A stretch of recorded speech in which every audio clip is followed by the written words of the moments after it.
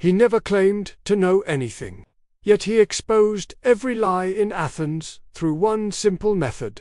Around 400 BC, in ancient Greece, Socrates walked through Athens asking questions. Not making statements, not giving answers, just questions. And those questions destroyed careers, exposed frauds, and revealed that most people claiming expertise knew absolutely nothing. Politicians who couldn't define justice, teachers who couldn't explain virtue, wise men who fell apart under basic scrutiny, all because Socrates had perfected a method for finding truth. Not through asserting, through questioning, through systematically breaking down every claim until only truth remained, or until nothing remained, which was also truth. He called it the examined life, and it's still the most powerful tool for cutting through the noise and finding what's actually real. Not what you want to be true, not what sounds good, what actually holds up under examination. Here's why most people believe things that aren't true. They never examine their beliefs. They inherit ideas from parents, culture, friends, and media. Then they defend those ideas without ever testing them. Someone says something that sounds good, they adopt it. Someone challenges it, they defend it. But they never actually examine whether it's true. Never ask the hard questions. Never test it against reality. So their whole worldview is built on unexamined assumptions that might be completely false. And they have no idea because they never looked. Socrates saw this everywhere. People confident about things they'd never thought through. Making bold claims about justice, virtue, courage, wisdom, without understanding what those words even meant. Living their entire lives based on inherited beliefs they'd never questioned. And he couldn't stand it. Not because he was arrogant, because he actually cared about truth. And truth requires examination. Without examination, you're just repeating what you've heard. That's not knowledge, that's just noise. So he developed a method. Ask questions. Simple questions. Questions that force people to define their terms, to explain their reasoning, to defend their position, to examine their assumptions, and most importantly, to discover the holes in their thinking, not to embarrass them, to help them see clearly, to help them think better, to help them separate what they actually know from what they just believe. The method is simple. Someone makes a claim. Socrates asks them to define their key term. They give a definition. He asks if that definition always applies. They say yes. He gives a counterexample. They modify the definition. He finds another problem. They try again. And this continues until either they find a definition that actually works, which is rare, or they realize they don't actually know what they're talking about, which is common. And that realization, that admission of ignorance, that's the beginning of wisdom. There's this famous dialogue where Socrates encounters a man named Euthyphro, who claims to be an expert on piety. He's prosecuting his own father for murder. He's confident this is the pious thing to do. So Socrates asks him, "What is piety?" Euthyphro says, "Piety is what the gods love. Simple, clear, done." But Socrates asks, "Do the gods love it because it's pious? Or is it pious because the gods love it?" And suddenly the definition collapses. Because if they love it because it's pious, then piety exists independent of the gods. But if it's pious because they love it, then piety is arbitrary, just whatever gods happen to like. Either way, the definition doesn't work. And Euthyphro, the supposed expert, can't answer. He walks away confused. But maybe now he'll actually think about what piety means, instead of just assuming he knows. That's the Socratic method. Ask questions that reveal flaws in thinking. Not to win arguments, to find truth. And truth emerges from destroying what's false. from examining every claim until only what can withstand scrutiny remains. Most people can't handle this. They get defensive, take it personally, feel attacked. But Socrates would say that's ego interfering with truth. If you care more about being right than finding truth, you'll never think clearly. Now let's talk about how to actually use this method. Because it's not just ancient philosophy. It's a practical tool you can use every day to think better, to cut through confusion, to find what's actually true. First, question your own beliefs. Pick something you're certain about. Something political. Something about how the world works. Something about yourself. Now ask, why do I believe this? Not what supports it. But why do I believe it in the first place? Where did this belief come from? Did I examine it, or did I just absorb it? Most beliefs are absorbed, not examined. And absorbed beliefs might be completely wrong. Second, define your terms.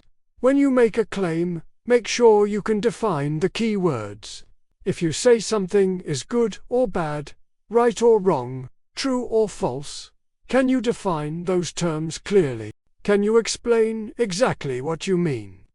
Most people can't. They use these words without understanding them. And that vague thinking produces vague conclusions. Third, test your definition. Come up with examples that should fit your definition. Do they come up with counter-examples? Do those break your definition? If your definition doesn't hold up to basic testing, it's not a good definition. And if you can't define your terms clearly, you don't actually understand what you're talking about. Fourth, examine your reasoning. How did you get from your premises to your conclusion? Is the logic actually sound? Or did you make leaps? Assume connections that aren't there. Most people's reasoning has holes, but they never notice because they never examine it. Take your argument apart step by step. Make sure each step follows logically from the previous one. Fifth, actively look for ways you could be wrong.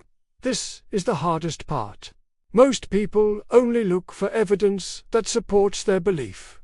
That's confirmation bias. But Socrates did the opposite. He looked for problems with every belief. He tried to break his own arguments.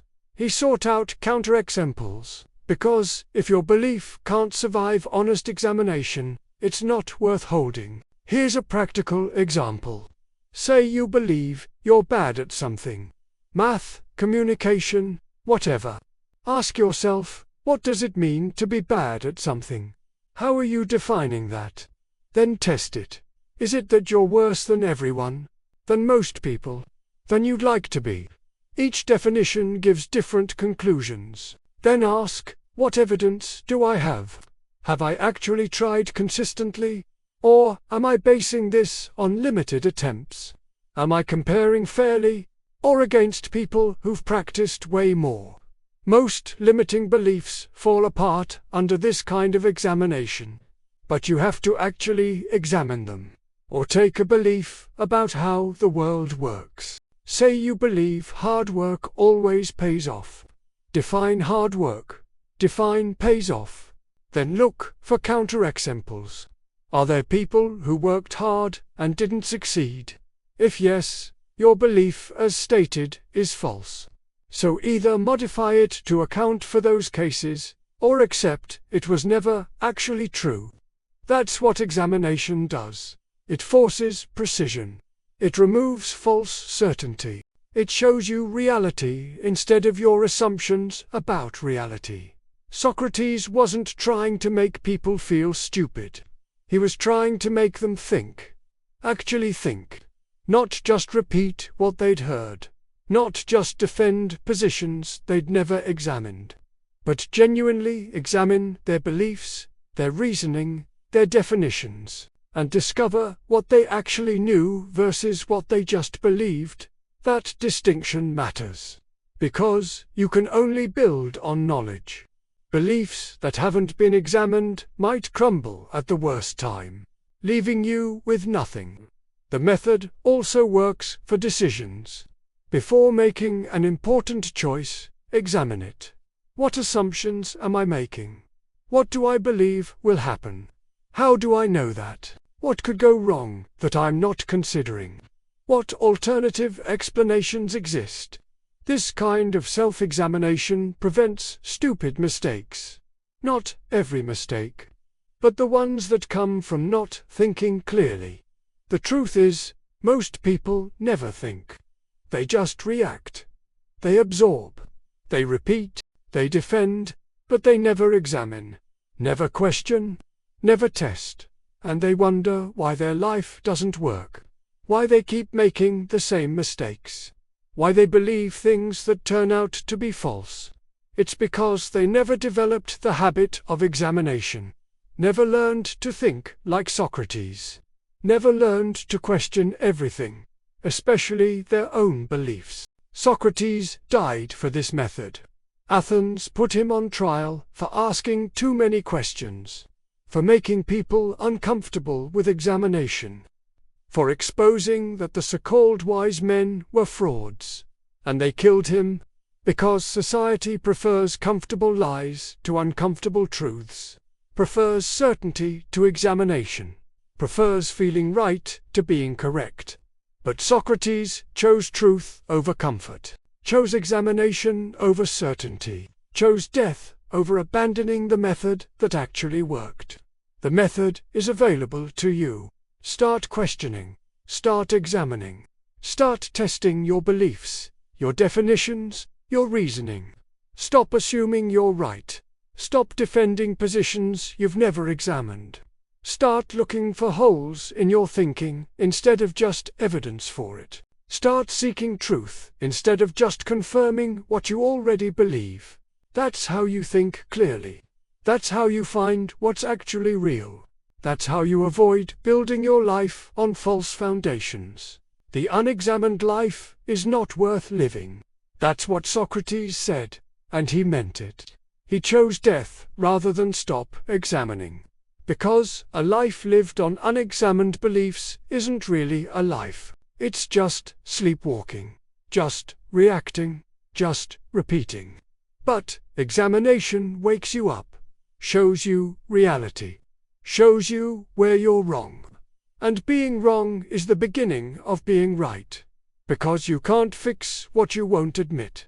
Can't learn what you think you already know. Can't find truth if you're not willing to destroy what's false. Subscribe for more truth-seeking tools.